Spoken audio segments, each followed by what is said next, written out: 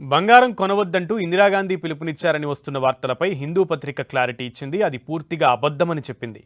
1967లో Indira Gandhi కథనంపై social మీడియాలో viral అవుతున్న photo నకిలీదని తేల్చింది Hindu పత్రిక. ఆ ఫోటోను డిజిటల్గా మార్ఫింగ్ చేశారని ధృవీకరించింది. అంతేకాదు ఆ రోజు విడుదలైన అసలైన పేజీని ఆ పత్రిక జర్నలిస్ట్ బి కొల్లప్పన్ ఎక్స్లో పోస్ట్లో రాశారు. సోషల్ మీడియా సామర్థ్యం ఇదేనని, జాతీయ ఆంగ్ల దినపత్రిక ముఖచిత్రాన్ని ముఖపత్రాన్ని కూడా మార్చుతుందని ఎక్స్లో రాసుకొచ్చారు.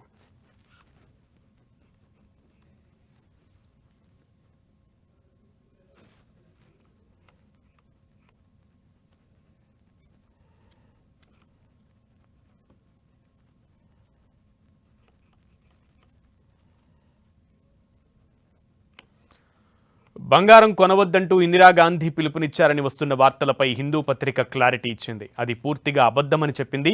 1967లో ఇందిరాగాంధీ కథనంపై సోషల్ మీడియాలో వైరల్ అవుతున్న ఫోటో నకిలీదని హిందూ పత్రిక తేల్చింది. ఆ ఫోటోను డిజిటల్గా మార్ఫింగ్ చేశారని ధృవీకరించింది.